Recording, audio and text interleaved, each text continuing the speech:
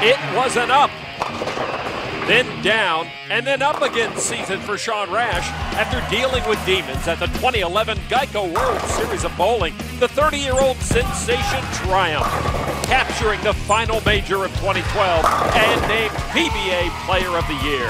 That's right, baby. Today, Rash returns for a new season and a new World Series of Bowling.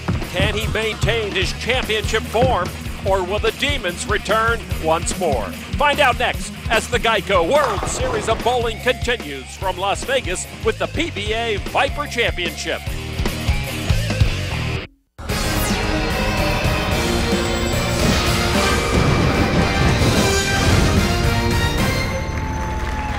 Welcome back to South Point and the Geico World Series of Bowling. Let's meet our competitors in the PBA Viper Championship.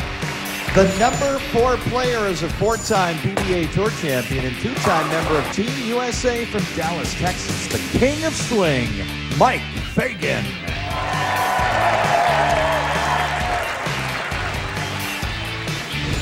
The number 3 qualifier is a 9-time PBA Tour champion, including 3 majors, 2-time PBA Player of the Year from Heartland, Michigan, representing Finland, Major Mika Koivuniemi. The number 2 player is a 5-time PBA Tour champion with 2 majors, the reigning PBA Player of the Year and SP winner from Montgomery, Illinois, Sean Rash.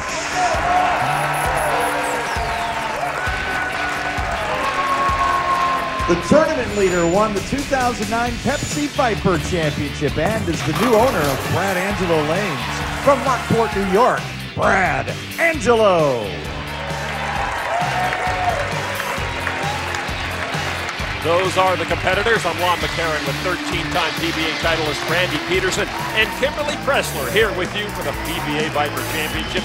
Match number 1 will pit 4th seed Mike Fagan against number 3 seed Mika Koivuniemi. What a field we have, Randy. Yes, absolutely. There'll be a lot of strikes as well on this 37-foot Viper pattern. Characteristics are it creates multiple angles. What does that mean? Well, that means the players are going to start out playing pretty straight between the first and second arrow, but as the pattern breaks down, watch the players make a big move left. They'll chase the old pattern left. They'll move in and start opening up the entire oil pattern. Mike Fagan will get us underway. The 4th seed, 32 years old, from Dallas, Texas. 3 PBA singles titles, 1 PBA doubles title in his 11th PBA season. They call him the King of Swing. He just needs one backswing to tell you why. Fagan from the left side. Bad miss. Bad shot. Wide of target, too much angle. Interesting. See how that ball gets all the way out to about the 3rd board. There's just not enough friction to make that ball curve back. He's left the 1, 2, 6, 7, 10. He's got to get the ball into this area right here and throw that 10 pin over into here. The ball will deflect and take out the 7. All right, Fagan's map from Randy, well drawn out. Let's see if he can pull it off. It's got to move. Oh, and he got them all just as you drew it up. First time I made that. And now a look at the fast save pain relief replay brought to you by the makers of Bear Advanced Aspirin. Well, like you said, Lon, just how I drew it up, you got to get the ball to the left side of the head pin, throw it into the 6-10. The ball will take care of the 2 and the 7. Mike Fagan did it perfectly. Boy, danced away from trouble there now. Mika Koivuniemi, 45 years old, from Heartland, Michigan, originally from Finland, 9 PBA titles, 3 majors, his 14th PBA season. He makes it a little easier around himself on that right side with the strike. This guy had an incredible year just a couple of years ago when he won the Tournament of Champions for a record $250,000. Also earned him Player of the Year honors as he went on to make the show in every major, hence the nickname. Major Mika. I love it when you finish my sentences. It's great. I hate it that I know where you're going all the time. It's like we're connected. 2-time Player of the Year, actually. Voted number 49 of the 50 greatest PBA players of all time. Oh, and he comes up with a little tougher assignment on ball number 2. Good shots. Better shots. So back-to-back shots on the left lane that get too far to the right. Just an errant shot. Did the same thing Mike Fagan did, except he catches the head pin, leaving the 210. So same kind of method here. Get the ball to the left side of the 2-pin, slide it over into the 10.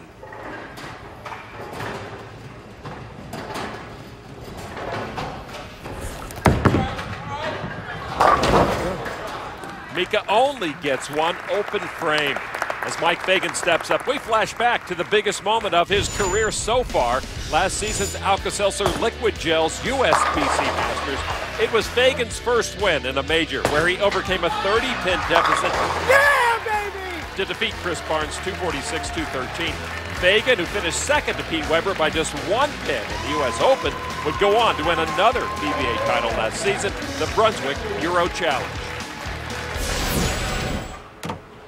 What a season. Fagan also made TV appearances in the PBA Tournament of Champions and the PBA Viper Championship, finishing 4th in both. From the right side, and all but the 10-pin.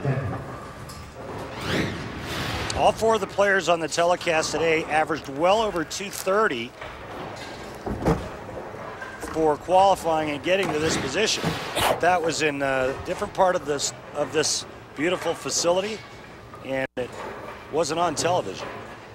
What a lineup it is. Fagan, Koivu, Niemi, Rash, Angelo. When we talked to Angelo, he says, you're the top seed with all these guys. He says, wow, I hadn't really thought about that. It sounds really good.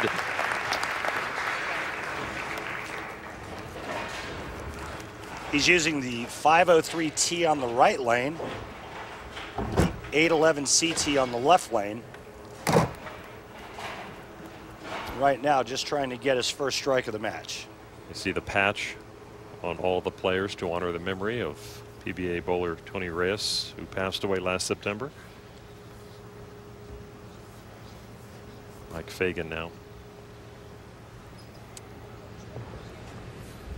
In the 3rd. Wow, another stiff assignment for ball number 2 and Fagan. Balls and hop like that. So yeah, a bit of a mystery out there right now, are those lanes. Again, same kind of thing. Mika left the 210. It's the same thing here. You got to slide that 10-pin over to here. The 4-pin is the only difference between this shot and the shot that Mika left. Fagan now trying to work some magic.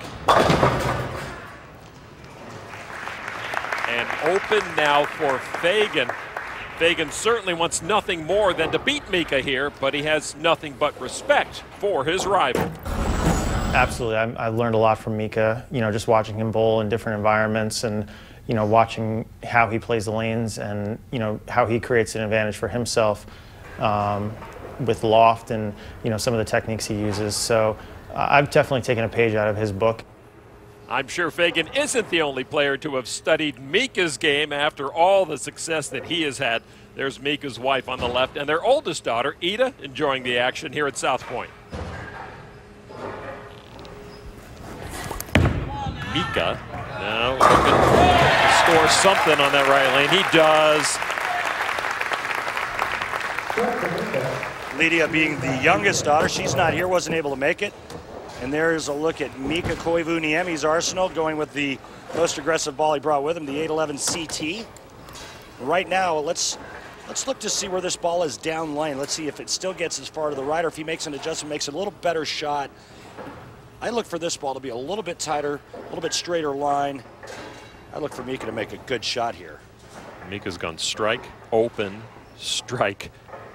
This left lane has been trouble. Oh no. Wow, oh, what a break for Mika there.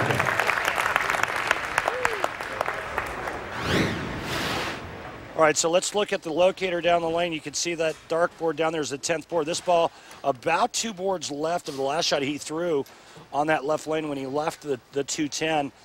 This is a pretty good shot here, but almost a terrible break. Trips to the 10 late, only leaving the 7.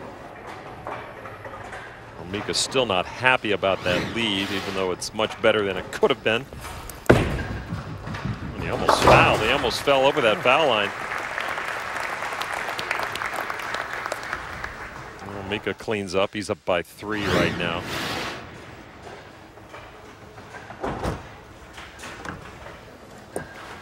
Yeah, he came to a screeching halt, but he stayed behind that black line there, and that's all that counts. A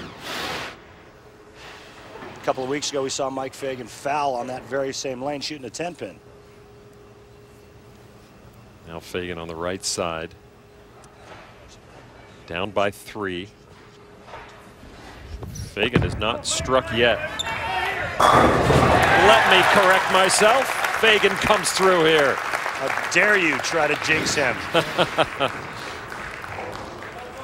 Great shot there. The pins behave properly as the 6 goes to the wall. Takes the 10 out. It's exactly what Mike Fagan's looking for. It's a 3-pin match, but he's got a strike working. Strikes only from these 2 champions on the right lane so far. Now let's take a look at this unusual grip. Watch as he puts his fingers in the holes. He's full fingertip, the middle finger. He's conventional grip in the ring finger. This is called a Sarge Easter grip. And what it's designed to do is it's designed to cut down on his rev rate. Wow, Fagan in trouble again on that left lane. This is going to be a battle of attrition here. Who can avoid the most of it there on the left lane? He's gone light, high on the left lane. That's an interesting reaction from Fagan now as he tries to calculate where this ball will go and then try to calculate where he wants it to go. It's been 2 different things on the left side. Oh, that was looking like a possibility, but Fagan opens again. That's a 7 count. Down by 19. Obviously the left lane not friendly. And Mike Fagan tried to go a little more direct with a little more loft to try to hold the ball on line, and it did not. It went right through the face. Mika Koivuniemi now in the driver's seat. Well, Mika's had an open frame as well in the second. Fagan with 2 already, through 5 for him. Mika needs to take advantage of this right side whenever possible, and he cannot. And you can see that the pattern just hasn't tamed down yet. Come on. A little too far to the right, it hangs. A little too direct, it goes through the face. Once that enters your mind, it's hard to pry it off. When your mind knows that you can't miss a crack to the right and you cannot miss target left, it's hard to pry it off. Well, these pro bowlers are working on an invisible surface. Their livelihood counts on being able to decipher what they cannot see and then make the most of it. And so far, both guys having trouble with that early going.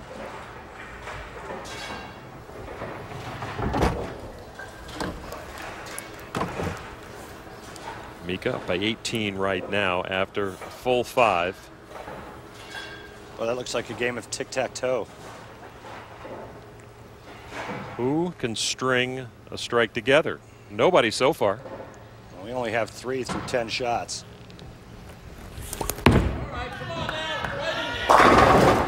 Mika gets one on the left lane, that troublesome left lane, the first one there. So maybe Mika Koivuniemi has figured something out on that left lane that Fagan has not. We'll find out when we come back to South Point Casino in Las Vegas.